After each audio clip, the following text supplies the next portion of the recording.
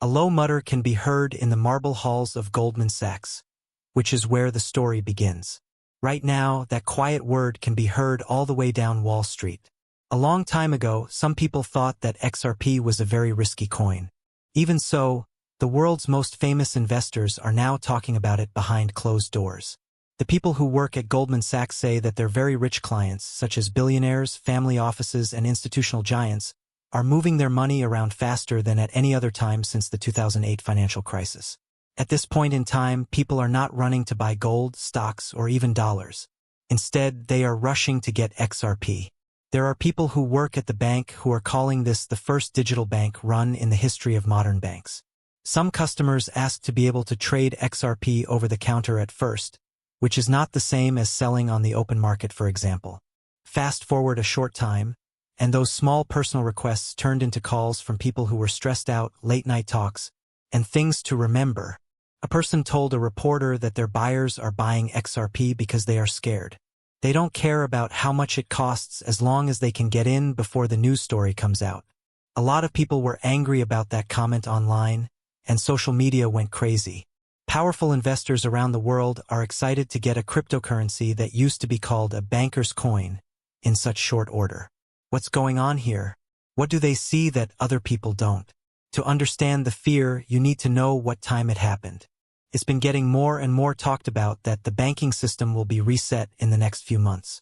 In the background, big banks, central banks, and other global financial institutions have been testing the XRP ledger to see if it can be used to settle deals between countries. There are people who think the Federal Reserve is using Ripple's technology in that part of its network that comes next to make it easier for people to get their money.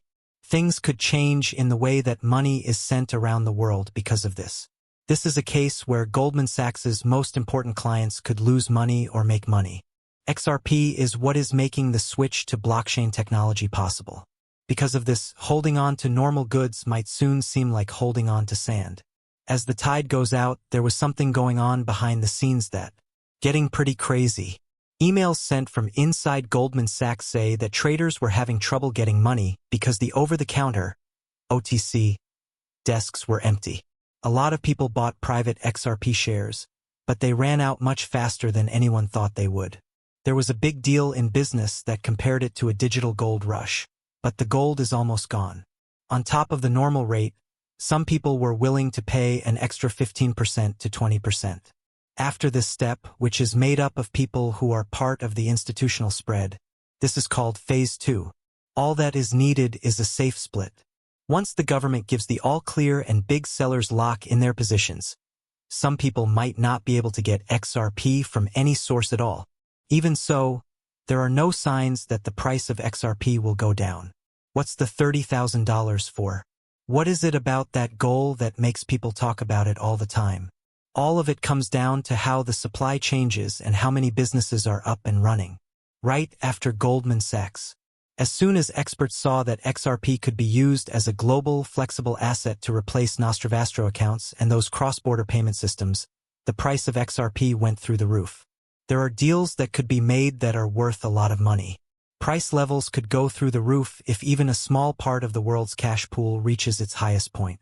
Besides that, there are 100 billion coins, most of which are already owned or have locks on them. You really do want to cry when. Feel free to look at those numbers. Someone told me that the price of $30,000 per XRP is not too high when you think about how fast it is rising and how much people want it. Individuals thought that Ripple had secretly made deals with several central banks in order to make XRP an official global payment bridge asset. Plenty of rich and important people were very interested in this story. The people were scared because of it. Several people in Europe and the Middle East have said that a deal could be made public at any time. The specifics are still being kept from the public, though. This can only mean one thing for those big backers. They are not going to get any money back from their bet.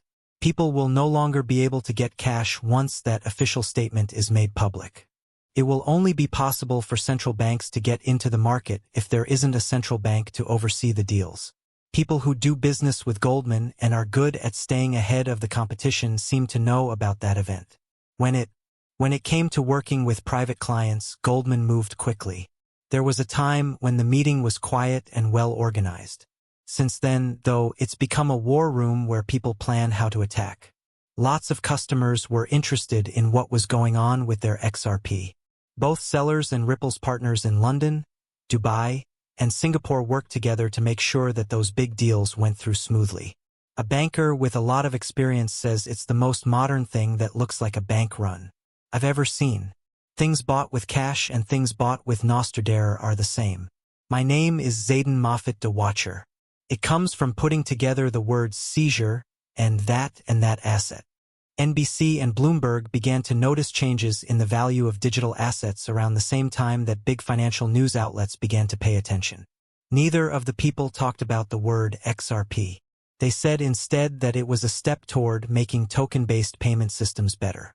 People who knew more about Ripple, on the other hand, saw that the reports were almost exact copies of the test projects. The banks were not stopping XRP from taking part. Actually, they were playing down how important it was so that the story wouldn't get too big and make people rush out to shop. Even when bad things happen, the truth always comes out. Documents from the organization's institutional part show that Ripple works with at least 6 major banks. Our business partners for a long time have been these 3 banks. A large amount of XRP is moved very quickly on over-the-counter, OTC exchanges, and dark pools. Now the picture is clear.